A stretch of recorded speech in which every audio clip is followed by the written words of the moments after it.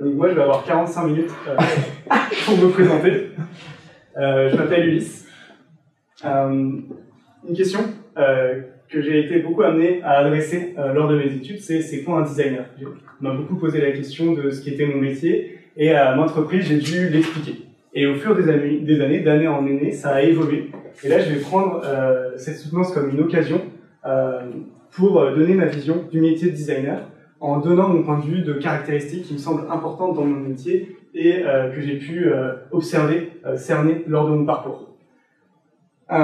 D'abord, avant de faire du design, de rentrer à l'école, je savais pas très bien ce que c'était qu'être un designer. J'avais fait une licence d'économie et de gestion à l'université.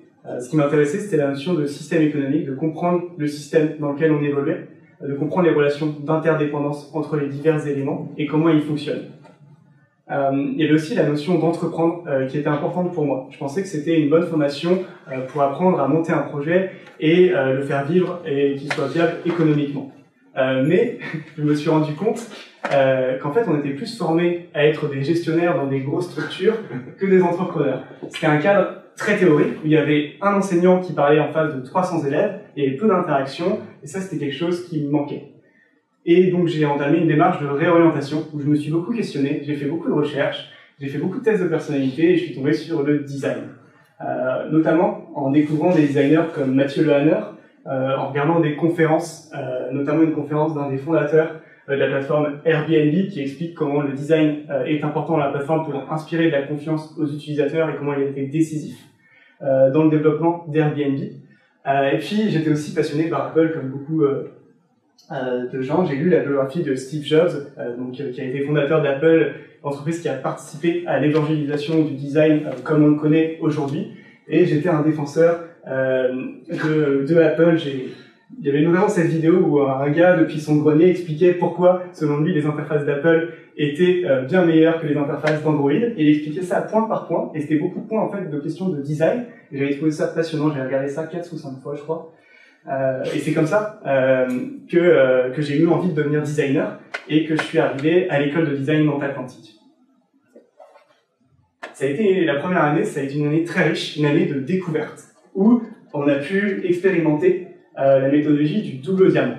Donc il y a une méthodologie avec des phases à la fois de divergence, où là l'objectif ça va être d'ouvrir le sujet, donc de faire beaucoup de recherches, de générer des idées, et des phases de convergence, où là il va falloir sélectionner, faire des choix, préciser les choses et aller vers le concret. Et donc on a pu mettre en pratique cette méthodologie au travers tout un ensemble de projets qui nous ont permis d'explorer les différents pans du design auxquels forme notre école. Ce qui m'a beaucoup marqué pendant cette année, c'est qu'il fallait faire beaucoup de maquettes. Et c'était pas facile pour moi. Il y avait cette notion qu'on devait non seulement avoir des idées pertinentes, mais ensuite les concrétiser. Et ça, c'est un aspect du métier de designer qui est important pour moi. Un designer, c'est quelqu'un qui concrétise l'abstrait. Il y a cet enjeu dans le design où on doit à la fois avoir la tête dans les nuages, générer des idées pertinentes, originales, et les pieds sur terre, d'être capable de les faire atterrir et de les concrétiser. Cette année a aussi été très enrichissante d'un point de vue personnel pour moi, puisque j'ai pu beaucoup voyager en autostop. J'ai été assez boulimique dans ce sens où pendant une année, j'en ai profité pour visiter une dizaine de pays en Europe. À chaque fois que j'avais du temps libre, je faisais ça. Et ce que j'aimais bien avec cette manière de voyager, c'est que ça me permettait de rencontrer beaucoup de personnes de cultures différentes. Et ça, c'était un point important, la notion d'échange culturel. Comprendre la vision d'autres personnes, et ça répondait à une certaine curiosité chez moi. Et j'ai eu de la chance parce que c'est quelque chose que j'ai pu mettre en pratique au sein de l'école de design, au sein de ma deuxième année, au sein du bureau des élèves. J'étais responsable avec Émilie Schaeffer du pôle international, où on s'occupait notamment de traduire les événements, les posts en anglais pour que les étudiants internationaux puissent y accéder et les comprendre, et aussi d'organiser des événements pour favoriser l'intégration des étudiants étrangers. Et c'est génial parce que ça me permettait de rencontrer des gens du monde entier en restant à Nantes. Et c'est un point qui a été important pour moi dans la suite de mon parcours. S'en est suivi la deuxième année, c'est aussi une année où on a dû se spécialiser. Donc moi j'ai choisi la filière UI UX pour différentes raisons. D'abord parce que Florent Michel nous l'avait bien vendu. Mais l'UI UX, qui s'appelait à l'époque interactivité, qu'est-ce que c'est? Alors j'ai l'impression que la plupart de mon jury sait très bien ce que c'est, mais je vais quand même prendre le temps de l'expliquer. C'est toujours intéressant de faire cet exercice. D'une part, c'est l'UI, donc User Interface, interface utilisateur. Une interface, c'est un support d'interaction entre deux éléments. Par exemple, le câble HDMI qui relie mon ordinateur à la télé, c'est un support d'interaction entre mon ordinateur et la télé. D'ailleurs, merci au câble HDMI. On parle d'interface utilisateur, et nous, dans le cadre de notre formation, c'était centré aussi sur le numérique, donc des interactions entre un humain, la plupart du temps, et du numérique. Donc un bon exemple, c'est l'ordinateur, où via un écran, on va pouvoir interagir avec l'ordinateur. Là, on a la notion de design d'écran qui est importante, mais on va aussi pouvoir interagir via le clavier et via le trackpad. Ce qui est important, c'est que là, on se rend compte que les interfaces, elles peuvent être aussi très tangibles. Donc là, ça nous amène à élargir le domaine de l'interface à tout ce qui est objet connecté, au monde du tangible, quelque chose qu'on a pu aussi explorer pendant notre formation. Et dans UI UX, il y a aussi UX, expérience utilisateur. Donc là, c'est ce que l'utilisateur va vivre en utilisant ces interfaces dont on parle. Et ce qui est important, c'est que nos interfaces, elles font partie d'un système. Il ne faut pas les construire de manière isolée parce que une interface dépend d'une autre interface. Quand un utilisateur va utiliser une application, il va passer par un ensemble d'interfaces qui sont donc interdépendantes. Et là, on retrouve la notion de système qui m'avait conduit jusqu'à l'économie et qui est une des raisons pour laquelle j'ai fait interactivité UI UX. Et donc, c'est important d'avoir conscience de ce système. Et ce système, il va être utilisé par différents utilisateurs. On ne va pas concevoir une interface de la même manière pour un enfant que pour un adulte. Et il y a la notion de contexte qui est aussi importante à prendre en compte. Et c'est là qu'on voit l'ampleur de la notion systémique du design d'interface. Par exemple, Spotify si elle a été conçue avec une interface son, c'est en partie parce qu'elle a été d'abord conçue pour des environnements type soirée, donc sombre aussi. Et pendant la première année, on a pu faire du code, donc explorer la partie technique du design d'interface, de ce qu'il y a derrière nos écrans, en apprendre sur l'histoire des interactions machine, avec notamment Douglas Engelbart, qui est l'inventeur de la souris et du copier-coller, que je remercie aussi. Et puis, on a aussi pu prendre en main différents logiciels, notamment dès la première année, des logiciels de modélisation 3D. Mais ce qui a le plus retenu mon attention pendant cette année, c'était l'aspect méthodologie. On a eu notamment un projet, le projet Quick and Dirty, où c'était un atelier de 5 jours, où on était 6 à travailler sur un même projet. Et c'est un projet où on utilise la méthode appelée Design Sprint, qui consiste à condenser un processus design, donc comme on avait pu le voir précédemment, par exemple le processus double diamant, qui peut s'étaler lui sur plusieurs mois, voire plusieurs années, à le condenser en seulement 5 jours.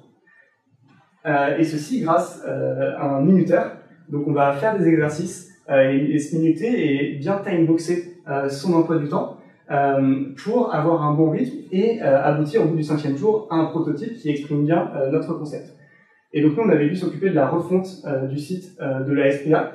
C'était intéressant, il y avait eu des phases de divergence avec des générations d'idées, puis ensuite des phases de convergence où on mettait les idées sur un tableau, et puis on les sélectionnait, on les polarisait. Il y a aussi eu une phase de sketch où on dessinait des schémas, des brouillons d'interface, et puis on les mettait en commun, puis une phase de test utilisateur, et tout ça en seulement 5 jours.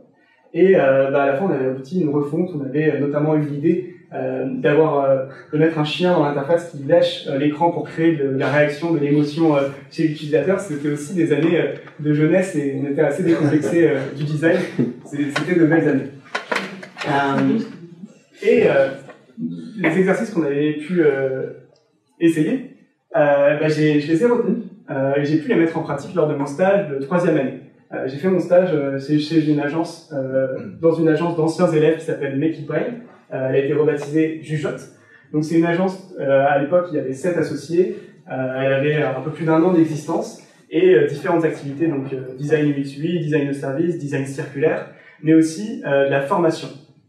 Donc l'idée de former des étudiants et des professionnels au design. Donc j'ai pu notamment former les étudiants, enfin faire un atelier, co-animer un atelier de 2 jours au sein d'Audencia, une école de commerce à Nantes, où l'idée c'était de leur expliquer nos outils de créativité pour leur permettre de générer des idées par rapport à une problématique, et à la fin des 2 jours de faire un prototype et d'être capable de présenter et de valoriser leur idée devant ces personnes. Et donc c'était très intéressant de pouvoir en mettre en pratique très rapidement les compétences apprises au sein de l'école.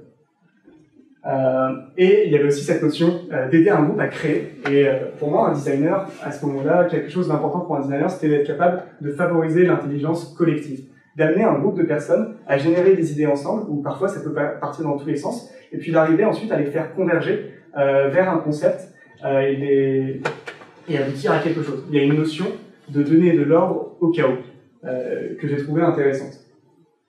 S'en est suivi la 3e année, où c'était dans la continuité de la 2e année, avec un apport, c'est qu'on a commencé à faire de l'électronique. Donc avec notamment les cartes Arduino, qui est une carte à laquelle on peut connecter des composants électroniques, donc par exemple des lumières, des capteurs, ce genre de choses, et on peut programmer le tout pour donner vie à des objets. C'est quelque chose qu'on a pu mettre en pratique avec le workshop drone, notamment, où on a pu construire un drone avec de l'électronique et lui donner vie. Donc il y avait un côté ludique et très intéressant d'aller vers le tangible. Mais moi, ce qui m'intéressait plus, c'était le design d'écran, et en particulier le design d'écran d'ordinateur, parce que c'était l'endroit où on retrouvait le plus la notion de système, et j'en parlerai aussi un peu plus tard de pourquoi j'aime bien ce secteur. Et j'ai pu réaliser ensuite mon projet favori, que j'ai réalisé avec Jeanne Verstraat, projet Neo-Learning, donc en partenariat avec l'école de design Nantes-Atlantique, où là, notre école nous avait chargé de concevoir de nouvelles façons de tirer parti du numérique dans notre processus d'apprentissage. Donc c'était super intéressant parce que ça nous concernait. Puis il y a une facilité aussi à interagir avec les parties prenantes du projet, étant donné que c'était au sein de l'école. On a pu mettre en place une méthodologie qui nous a permis de réaliser ce projet de manière fluide et efficace, grâce justement aux outils appris précédemment. Donc il y a eu une première phase d'interview et de recherche où on a échangé avec différents acteurs de l'école pour comprendre leurs besoins et les problèmes qu'ils pouvaient rencontrer. Et ça nous a permis de définir un axe qui était de comment aider justement les acteurs de l'école à se sentir plus impliqués dans les cours, dans le processus d'apprentissage. On a réalisé des fiches utilisateurs, on a réalisé aussi des cartes d'expérience. Donc là, en l'occurrence, l'idée c'était de retracer les étapes clés d'un cours, donc un cours qui s'étale par exemple sur plusieurs mois, et de voir où est-ce qu'il y avait des points de friction, des points de frustration ressentis chez les utilisateurs, et ensuite de prendre ces points de frustration et de les voir comme des opportunités d'amélioration, et nous, qu'est-ce qu'on pouvait générer comme idée pour y répondre. Et ça nous a permis de générer et de réunir tout un ensemble d'idées. Donc au départ, on en avait vraiment beaucoup. On a fait un processus ensuite de tri de cartes, qui nous a permis d'élaguer et d'avoir que quelques idées à la fin, puis ensuite de les catégoriser. Mais même en faisant ce travail de tri et de catégorisation, on avait un problème, c'est que chaque fonctionnalité nous semblait pertinente et utile individuellement, mais le problème, c'est qu'elles ne fonctionnaient pas bien ensemble. Il y avait un problème, tout à l'heure je parlais de la notion de système, il y avait un problème à faire qu'elles cohabitent et qu'elles se répondent les unes aux autres, pour que notre système soit vraiment adopté dans sa globalité et ne soit pas un fourre-tout, un couteau suisse à fonctionnalité. Donc on a bloqué un petit peu sur ce point, et on a fini par trouver une solution, celle de centraliser et de réunir nos fonctionnalités au sein d'un support, l'agenda de l'intranet de notre école. Et c'était intéressant parce que l'avantage de l'agenda, c'est que les étudiants, les profs, les différents acteurs de l'école sont obligés de l'utiliser parce que sinon ils ne savent pas où ils ont cours et à quelle heure. Et donc il n'y avait pas de problème à avoir les utilisateurs qui viennent à l'endroit où on allait intégrer nos fonctionnalités. Et à partir de ça, on a défini des parcours utilisateurs idéaux. Et ensuite, il ne nous restait plus qu'à faire les écrans qui répondaient à chaque étape des parcours utilisateurs. Et puis, on est rentré dans une phase de production, une phase de convergence. On a commencé par un prototypage basse fidélité, puis on a fait un test utilisateur pour vérifier que tout allait bien, et puis tout n'allait pas bien, du coup on a dû ajuster. On a fait une deuxième version, où on l'a retesté, et là tout allait bien, et on a pu passer à la livraison. Ce qui nous a permis d'aboutir à Collab, l'agenda augmenté du Néo Campus, qui D'une part, côté enseignant, permet aux enseignants notamment d'avoir une meilleure vision de la charge de travail des étudiants grâce aux étiquettes rendues qu'on peut voir, et donc il peut voir les concentrations de rendu notamment. Il peut aussi cliquer sur n'importe quel événement du cours, et ensuite avoir un panneau qui lui permet par exemple d'ajouter des ressources, de créer un questionnaire pour sonder les étudiants et les investir un peu plus dans le cours, ou pour recueillir des retours. Du côté étudiant, c'est pratique parce qu'en cliquant sur n'importe quel événement du cours, il peut avoir accès à toutes les ressources, tous les éléments liés au cours. Ça, c'était un point de frustration qu'on avait perçu chez les étudiants, c'était que le fait que les ressources étaient souvent éparpillées. Et là, notre service permettait de les réunir et de simplifier aussi la vie étudiante. Et donc là, ce qui s'est affirmé au travers de ce projet, c'est un intérêt pour le logiciel. L'idée, j'avais beaucoup apprécié de faire quelque chose qui réponde à des besoins concrets, et puis un système assez poussé avec différentes fonctionnalités. C'est quelque chose qui a défini cet intérêt pour le logiciel, mon choix de master, où j'ai choisi d'aller au studio Montréal, d'une part parce que ça nous permettait de travailler pour des startups. Donc, je pense que vous avez pu le voir ce matin, mais au Santec, on travaille en alternance une semaine sur deux pour différentes startups.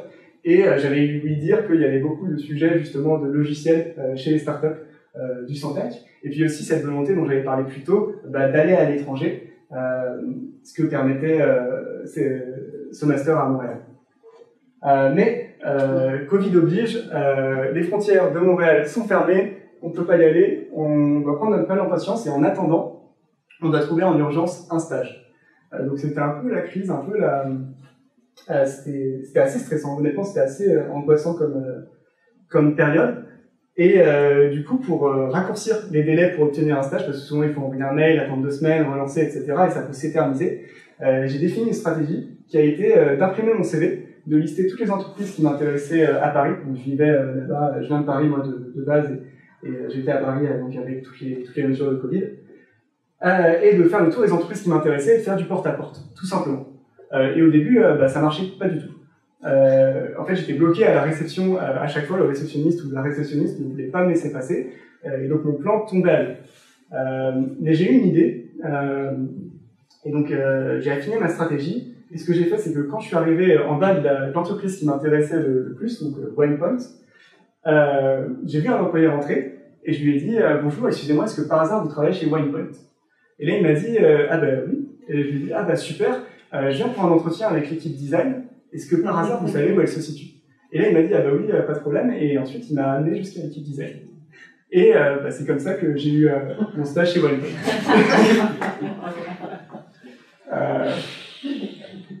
Donc c'était chouette, j'étais content, mais c'était un gros stress parce que j'étais un peu arrivé n'importe comment quand même.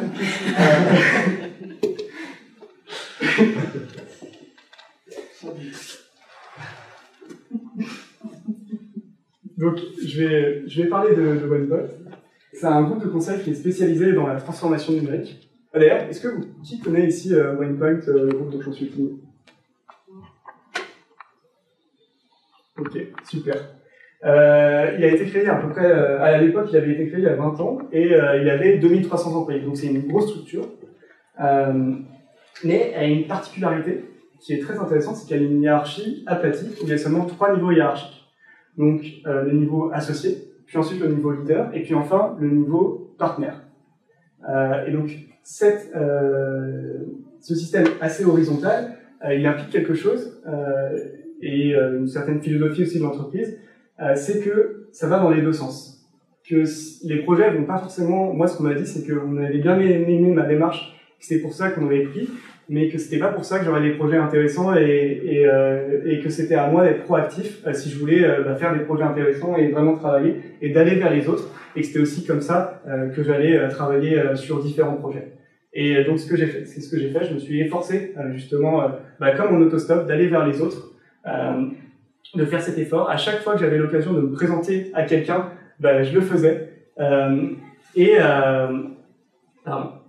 Je le faisais, et ça m'a permis rapidement d'avoir une bonne visualisation des projets qui étaient en cours et de où est-ce que je pouvais être utile pour m'y intégrer et travailler dessus. Donc, Je m'excuse par avance, les projets sont floutés pour des raisons de confidentialité, mais j'ai pu travailler sur un projet de réalité virtuelle. Je me suis occupé de la partie conceptualisation et UX, un projet d'intranet, donc la refonte de l'intranet de WinePoint, où j'ai pu travailler avec d'autres designers, des product managers, d'autres cœurs de métier et découvrir un peu plus comment ça se passe en entreprise. Et puis aussi la fonctionnalité to-do list de l'intranet, donc pour mobile, où là c'était moi qui étais responsable de designer les interfaces. Donc c'était d'une part très intéressant de travailler sur ces projets, de comprendre comment fonctionne une grosse structure comme WinePoint.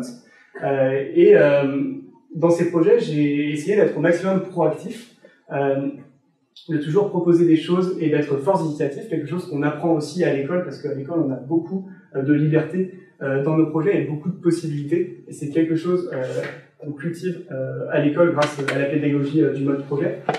Le résultat, c'est que ma démarche a été assez appréciée. J'ai pu avoir pas mal de retours positifs que j'ai screenshotés. Donc il y a une vraie culture du retour chez WinePoint. Justement, et j'ai pu en bénéficier. Donc ça a été vraiment un accomplissement pour moi que mon travail soit apprécié à ce point. Les RH se sont mis d'accord pour m'offrir une prime d'1 mois de salaire pour me remercier de mon travail. Donc voilà, ça a été un point important où j'ai pu m'affirmer un peu plus, me sentir un peu plus en confiance dans mon rôle de designer. Et puis j'ai pu ensuite aller à Montréal, donc de l'autre côté de l'Atlantique pour continuer l'aventure. Sauf que non, les frontières du Canada sont encore fermées et on doit prendre notre mal en patience. Mais coup de théâtre, les frontières du Canada sont fermées, mais celles du Brésil sont ouvertes. Et notre école a une antenne au Brésil, un master au Brésil. Et donc on nous a proposé d'aller au Brésil en attendant de pouvoir aller au Canada. Et on a été 3 du studio Montréal à saisir cette opportunité, donc Pierre qui est juste ici. Donc c'est parti pour le Brésil, Studio Brasil, au sein de la ville de Sao Paulo, qui est une ville gigantesque, capitale économique du Brésil, avec 12 millions d'habitants, donc on est une autre échelle que Nantes et Paris. Donc on était une promo de 13 élèves issus de 3 écoles différentes, dont celle dont vous êtes en partie responsable, le SDL, mais aussi le CAD, qui est une école d'architecture d'intérieur à Bruxelles. On a pu travailler j'ai pu travailler sur un projet avec justement des personnes des différentes écoles pour Stellantis. Donc Stellantis, c'est un groupe automobile qui venait à l'époque de racheter PSA qui possède Peugeot et Citroën. Et ils nous ont challengé sur la question des mobilités au sein de la ville de Sao Paulo. Créer des concepts innovants pour répondre à des problématiques de mobilité de la ville de Sao Paulo. Donc c'était une problématique très intéressante.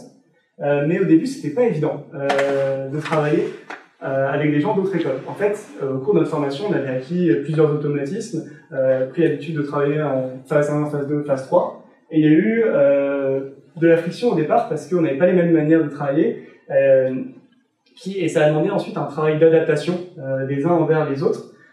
Et puis à partir de ce moment-là, par contre, tout a coulé de source et le projet a pu bien se dérouler. Et là, ça m'a permis de réaliser qu'un designer, c'est quelqu'un qui sait travailler en équipe et s'adapter aux autres. Et ça, c'est quelque chose qui est important pour tirer le meilleur de chacun de l'équipe et pour aboutir au meilleur projet, et que ce soit le projet de l'équipe et pas seulement d'une ou plusieurs personnes. Et nous, pour ce projet, on a choisi de se concentrer sur les problématiques de déplacement d'objets volumineux, principalement les problématiques de déménagement, parce que Sao Paulo, c'est une ville très étendue. Lorsqu'on veut déplacer un objet volumineux, ça peut être compliqué. Tout le monde n'a pas une voiture, le permis, etc. Et les services et les solutions existantes coûtent assez cher et sont surtout adressés à une partie privilégiée de la population. Donc on a travaillé sur ce sujet et c'est comme ça qu'on a abouti au concept Movo, qui est une application qui fonctionne aussi avec un système de véhicules en libre-service, qui permet notamment, lorsqu'on veut déplacer un objet volumineux, soit de louer une voiture en libre-service, et puis ensuite de montrer son trajet sur l'application pour que d'autres personnes puissent profiter de ce trajet si le véhicule n'est pas rempli à entière capacité. Et ce qui était important dans ce projet, c'était de permettre aux utilisateurs de faire des déplacements d'objets volumineux, mais sans avoir besoin de quelque outil que ce soit. Et donc on a imaginé ce système de bande élastique qui permettait de sécuriser les meubles. Et aussi dans l'application, on a utilisé un système de réalité virtuelle qui est de plus en plus démocratisé, de réalité augmentée pardon, qui est de plus en plus démocratisé, qui permet de mesurer un meuble facilement pour ensuite donner les informations adéquates à la personne responsable de l'itinéraire. Donc c'était un projet intéressant qui nous avait permis de découvrir la ville de Sao Paulo et de mieux la connaître. Et puis ensuite, on a pu aussi découvrir plus en profondeur le Brésil, qui est un pays, je disais, d'une autre échelle, avec 214 millions d'habitants. Si on essaye de superposer la silhouette du Brésil sur l'Europe, on se rend compte que ça fait 85% pardon, de la superficie de l'Europe. Donc c'est vraiment un pays gigantesque, et d'une région à l'autre, on sent les différences de culture, et c'est quelque chose qu'on a pu expérimenter avec Pierre, du coup, puisqu'on a pu voyager au sein du Brésil, notamment au désert de l'Amazonie, mais aussi en Amazonie. Là, c'était lorsqu'on vivait dans des maisons sur pilotis et qu'on devait prendre la barque pour aller aux toilettes.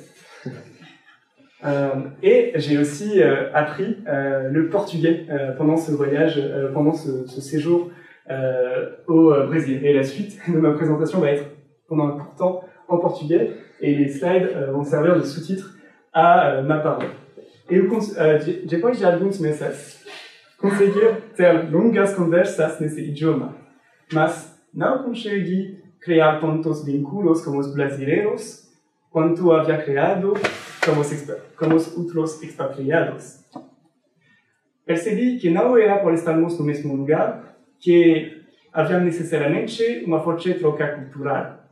Et c'est comme ça que j'ai trouvé mon projet de fin d'études. Ça voulait beaucoup de répétitions.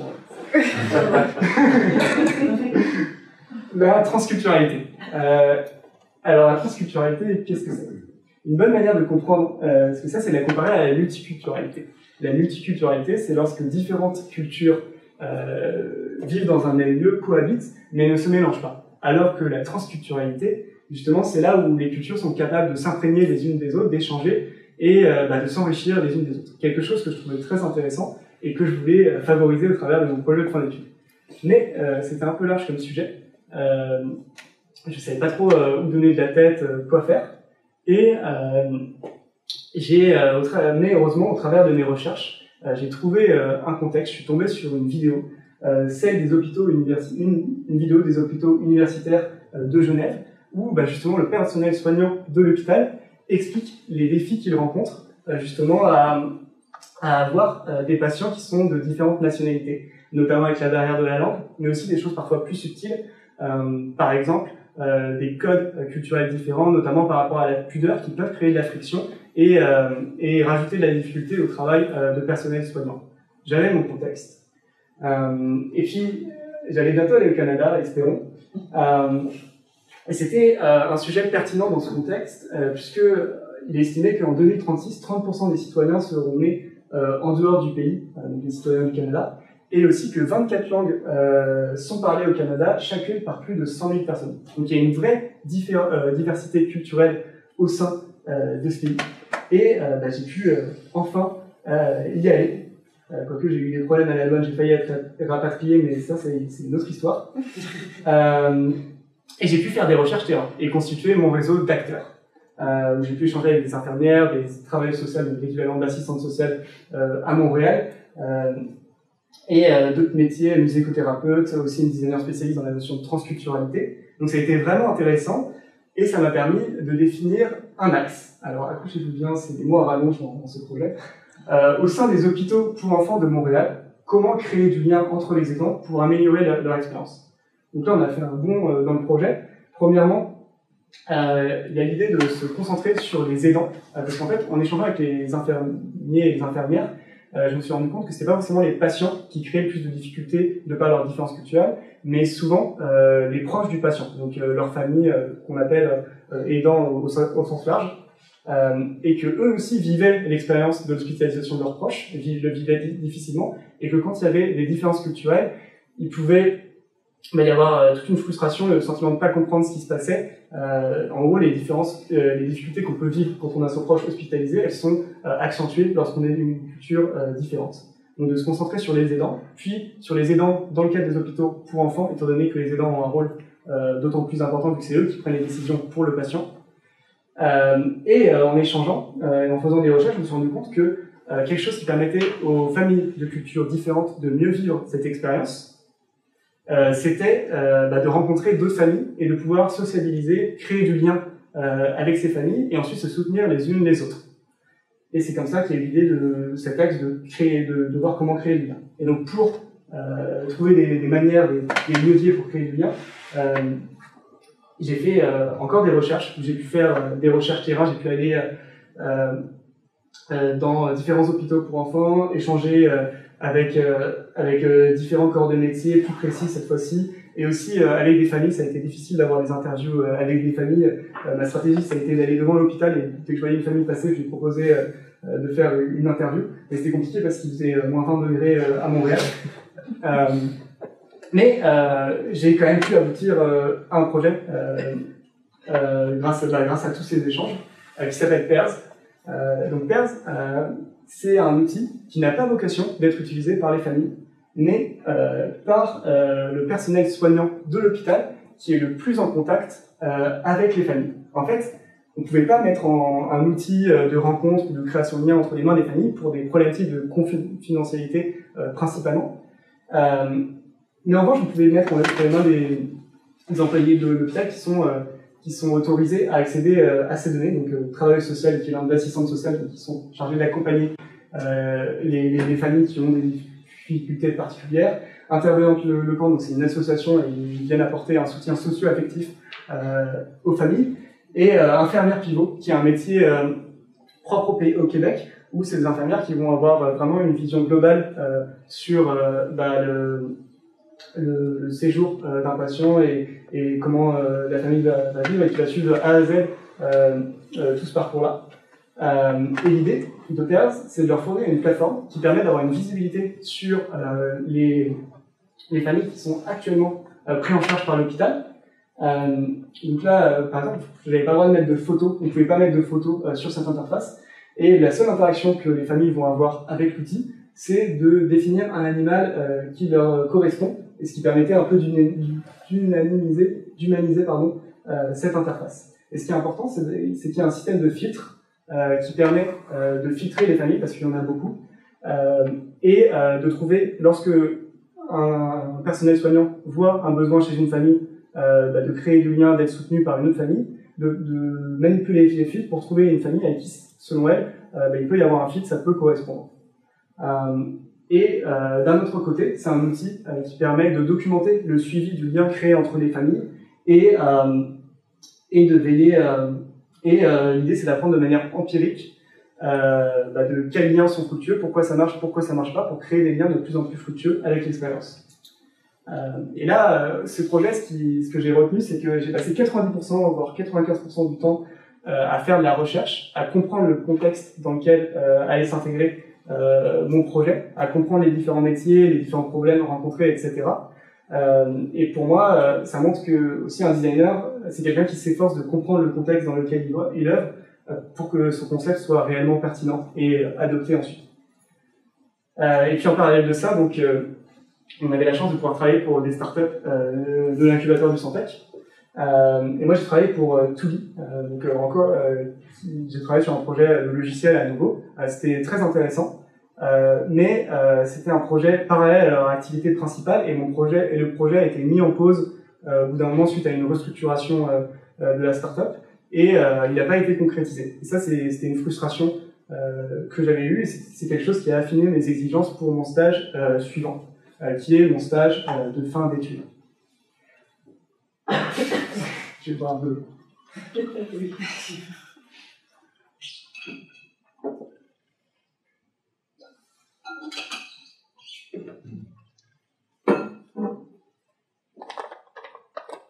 Ce qu'il faut savoir, c'est que 3 ans plus tôt, j'étais tombé sur un article d'un designer et j'avais particulièrement apprécié sa vision du design. J'étais un peu rentré en contact avec lui, on avait rapidement échangé et ça avait été une source d'inspiration au cours de mes études de design. Est-ce que Florent Michel, vous vous souvenez de cet étudiant? Oui, encore un en tête. Benjamin Berger, qui vient aussi de l'école de design dans l'Atlantique. Là, je vais sur son profil LinkedIn et je vois qu'en ce moment, il mène une équipe de design au sein d'une entreprise qui s'appelle Pigment et qu'il embauche et il cherche à faire grossir l'entreprise. Et donc, je lui envoie un message et c'est comme ça que j'ai pu faire mon stage au sein de Pigment. Et Pigment, c'est quoi? Pigment, c'est une plateforme qui permet aux grosses structures de centraliser toutes leurs données au sein d'un seul et même endroit. Donc ça connecte les différentes sources de données au sein d'une seule et même plateforme, et ensuite de les mettre en forme donc, pour leur donner du sens, et qu'elles permettent aux preneurs de décision de prendre des décisions de la manière la plus éclairée possible.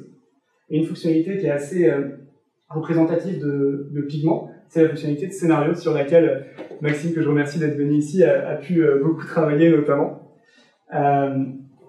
Qui est en fait de pouvoir générer différents scénarios par rapport à ces données. Par exemple, si l'inflation, je ne sais pas, au hasard, augmente de 10%, de créer un scénario optimiste, où on va imaginer qu'elle va diminuer de 5%, mais aussi de créer un scénario pessimiste, où là on va imaginer qu'elle va augmenter à nouveau et de voir quel impact ça aura sur notre chiffre d'affaires, nos données, etc., pour pouvoir prendre des décisions en réaction. Et ça, aujourd'hui, dans le monde qui est de plus en plus chaotique, ça répond à un vrai besoin de pouvoir prévoir une multitude de scénarios pour bien réagir aux différents événements de la planète Terre. Et donc Pigment a eu un franc succès, a pu avoir une croissance assez forte. Là, c'était le moment où elle venait de lever 73 millions d'euros pendant sa série B. Elle avait 140 employés. Et alors qu'elle avait moins de 3 ans à cette époque. Et elle s'était répartie aussi sur différents bureaux, donc Paris, Londres et New York. Donc il y avait aussi cette notion d'international qui m'attirait et que j'ai retrouvée. Donc je suis revenu à Paris pour travailler pour Pigment.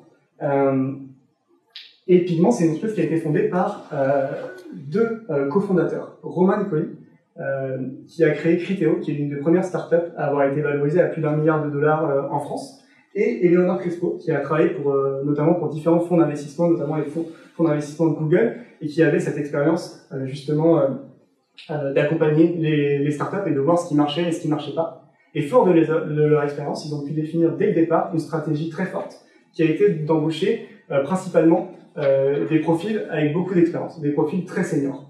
Et ils ont réussi à réunir des gens de boîtes très reconnues dans le monde de la tech en un seul et même endroit, en une seule et même entreprise. Donc c'était vraiment une belle opportunité pour moi de faire mon stage là-bas et de pouvoir apprendre de toutes ces personnes et voir comment ça se passait dans une entreprise avec des gens qui ont autant d'expérience.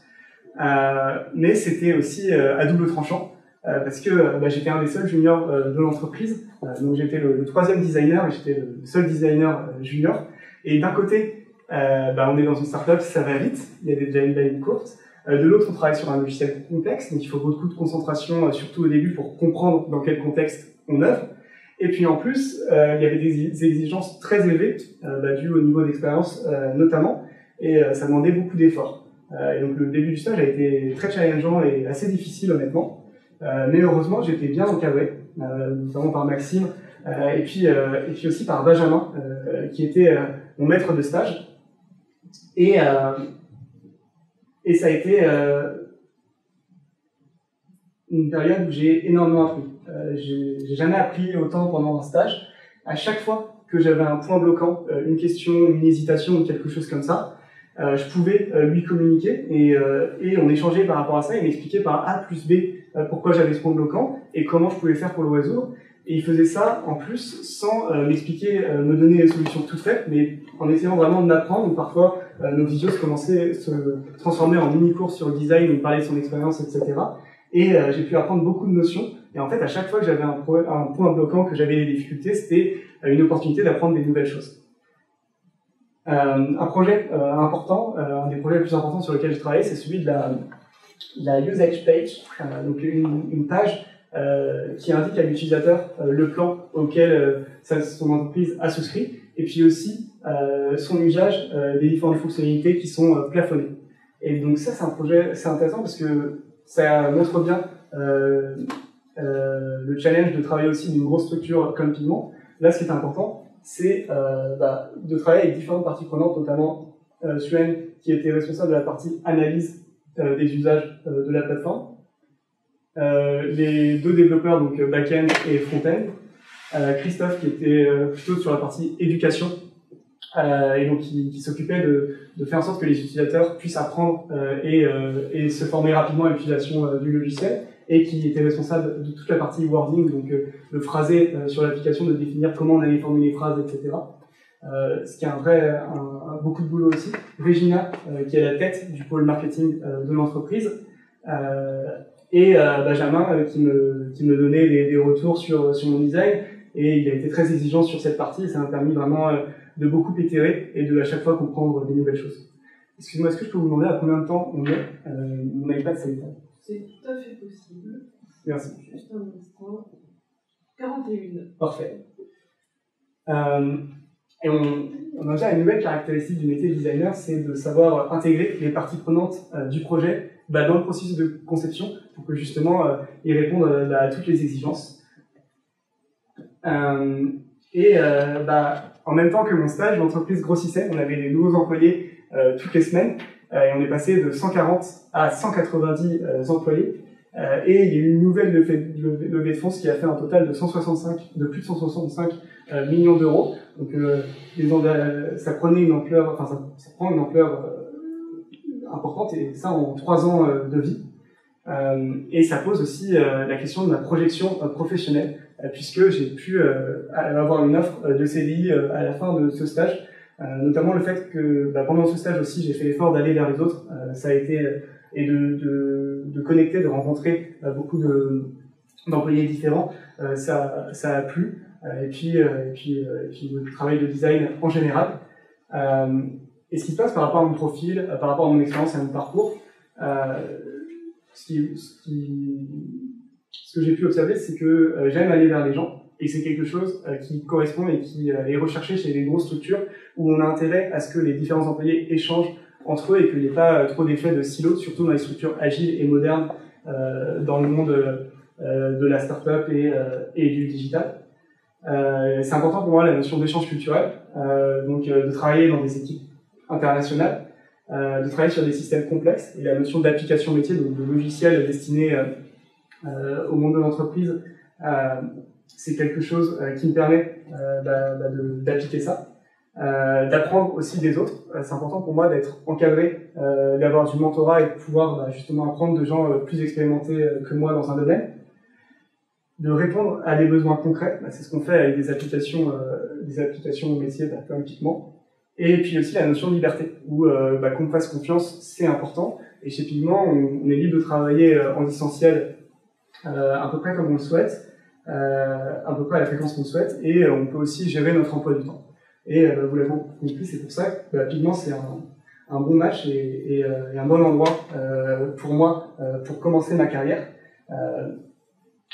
Mais à terme, à long terme, il y a l'idée aussi que c'est un endroit parfait pour apprendre, et qu'une fois que je me sentirai assez mature en tant que designer, de pouvoir aussi initier un projet, aller dans une startup plus naissante et peut-être être le premier designer d'une autre entreprise. Je vous remercie pour votre attention. «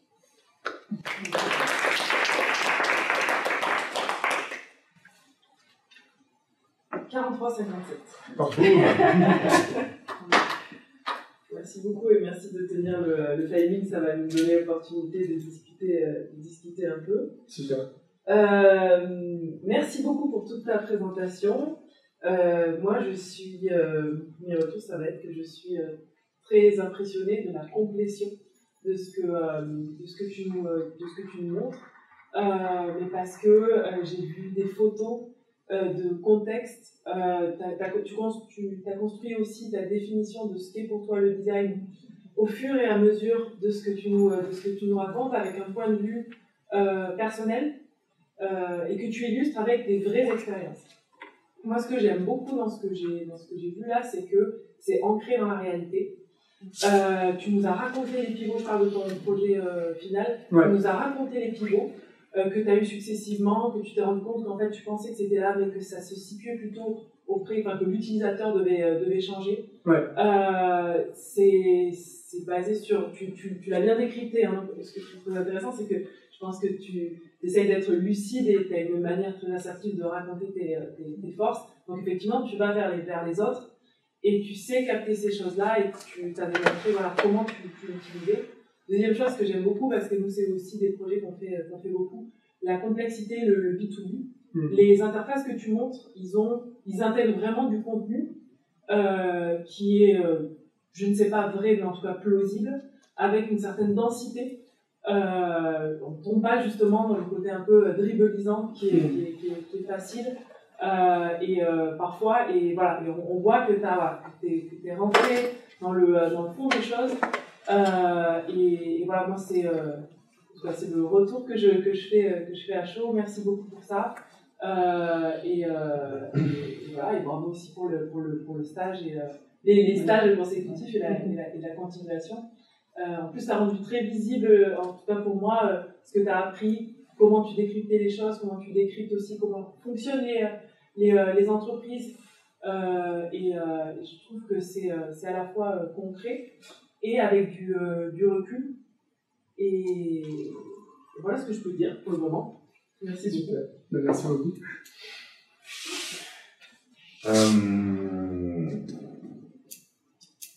Moi j'adorais.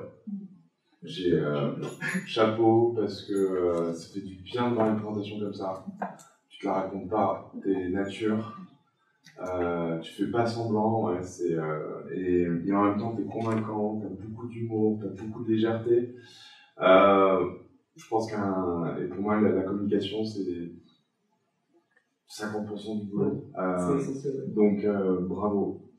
Je trouve même les solutions que tu proposes, elles sont simples, elles sont percutantes. J'ai adoré la solution Collab, pardon. Je trouve ça pertinent. Après, tu es d'accord ou pas sur du mais je trouve que le principe est fort. Tu es culotté pour trouver ton stage. Et ça aussi pareil, c'est révélateur.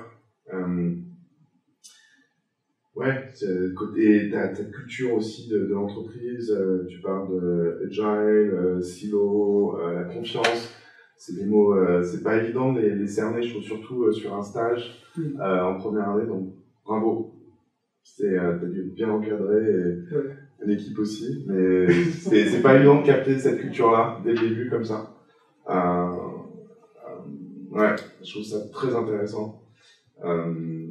J'aime bien que tu poses des questions, combien de temps j'ai, tu t'intéresses, tu t'interagis, conserve ça, c'est bien, parce que pour convaincre des decision makers, des investisseurs, des VC, etc., c'est super important. Tu dis beaucoup intéressant, par contre tu détailles pas pourquoi. Ouais. Et je pense que tu étais pris dans ton flow, etc., donc j'aurais tendance à demander pourquoi c'est intéressant. Ok. Quel point? Tu l'as dit une dizaine de fois, je l'ai encadré. Ok, je vois. Voilà. C'est noté. Il faut, je pense, soit tu trouves un autre mot, un autre objectif, soit tu dis c'est intéressant pour ça. Ouais. Voilà. Ouais, tout à fait vrai. Et puis voilà. Et puis après, voilà, naturel, c'est des photos, c'est simple, non, voilà. Nickel. Et aussi, pareil, tu commences par la vision du Airbnb, je trouve ça marche très bien. Je suis tout à fait d'accord, aligné là-dessus. Merci. Allez, merci beaucoup. Merci. Là, franchement, passer après, moi, je suis assez alignée avec tout ce qu'il en a dit. J'ai vraiment adoré la non-linéarité aussi de la présentation, le fait que ce soit très ludique, très pédagogique, tu nous embarques dans ton histoire. Moi aussi, j'ai vraiment apprécié plus le fait que tu montres des choses dans la vraie vie. C'est toi qui te mets en valeur dans le cadre d'un projet. On voit tout ce que tu racontes, on est dedans en fait. Moi, je trouve que c'est vraiment très fort. Et ça permet vraiment de comprendre ce que tu racontes, le projet. Donc ça, c'est vraiment très bien et c'est à poursuivre pour la suite. C'est vraiment documenter un maximum ce que tu fais. Et non, j'ai trouvé les projets super intéressants. J'ai beaucoup aimé ton projet de fin d'études. D'ailleurs, je vais te demander si tu avais pu le tester et si tu as eu des retours. Ouais. Malheureusement, ça s'est enchaîné assez vite ensuite avec le stage, etc. Et j'ai pas eu cette occasion de lui donner une continuité. J'ai eu des retours positifs vis-à-vis des différents assistantes sociales, d'une assistante sociale par rapport au projet. Malheureusement, je suis pas sûr de sa pertinence et qu'il s'intègre suffisamment bien dans le contexte, même s'il y a eu tout un effort vis-à-vis de ça. Mais d'intégrer un nouveau logiciel dans le processus de travail du personnel soignant qui est déjà surchargé, c'est assez compliqué, surtout qu'ils ont des systèmes informatiques assez désuets. Même si ça a de la valeur ajoutée, d'investir du temps, etc. pour ça, ça répond pas assez à leurs priorités, malheureusement, pour que ce projet fasse vraiment sens, à mon sens. Ok, moi j'avais compris que ça s'intégrait vraiment dans leur écosystème déjà d'outils. Ouais. Et du coup, ça ne venait pas de créer un usage supplémentaire, mais c'était dans la continuité d'un existant. Je trouve ça plutôt très malin en fait. Tout a été fait en sorte que justement ça soit le cas, mais ça rajoute quand même une surcouche et je pense pas que le besoin chez le personnel soignant et chez l'hôpital soit suffisamment fort, et il y a tellement en fait de sujets, de problématiques autres à traiter que c'est pour ça que je suis pas forcément hyper confiant par rapport à ça. En tout cas, merci beaucoup pour ton travail, c'est vraiment très riche et vraiment bravo, bravo. Super, merci beaucoup. Je ne vais pas rajouter grand-chose, si ce n'est que malgré une sensation de simplicité dans ce que tu présentes, eh bien, il y a beaucoup de profondeur et, à mon avis, tu as une super carrière qui t'attend. Voilà, tu as une personnalité, une vraie personnalité. Tu marques. Tu as la preuve en plus en proposant ce que tu nous as. Ouais, c'est un show, c'est un show, ouais, c'est un bon show que tu as fait, donc c'est cool. Alors, merci. Je vais faire tu veux vraiment finir à chaque fois. J'ai oublié de dire un truc que je vais retenir moi personnellement. Toujours. Tu as fait des slides avec 3 petits points, il n'y a rien dessus, et ça décale notre attention sur toi en fait. Ouais. Et ça crée un va-et-vient, et donc tu maîtrises ça aussi. J'ai trouvé que c'était très smart. Ouais, tu encore une fois, et si quelqu'un veut dire quelque chose. Non, on a compris. C'est la présidente. Merci beaucoup, et merci aussi à tous ceux qui sont venus là. C'est vraiment un plaisir. Maxime qui travaille avec moi au sein de Pigment, qui a pu aussi beaucoup m'encadrer, et c'est vraiment chouette de travailler avec lui. Florent Michel, c'est grâce à vous tout ça. Hein. Câlin. À mon avis, je pense qu'il y a un et puis Pierre, avec qui j'ai pu aller au Brésil et à Montréal, Arslan, avec qui j'ai pu faire ces belles années de design en UI UX, et puis aussi Gilles Lester, qui avec Benjamin Gagneux et Stéphane Bourret ont su, dans un temps de crise, adapter les masters pour nous permettre d'avoir des alternatives et de pouvoir continuer notre processus d'apprentissage, de pas avoir besoin de faire des pauses. Et ça, c'est génial, et moi je suis hyper content d'avoir pu aller au Brésil. C'était l'expérience la plus intense de ma vie, et c'est grâce justement à la flexibilité de l'école que j'ai pu faire ça, et aussi au travail acharné des responsables. Voilà. Stop. Merci.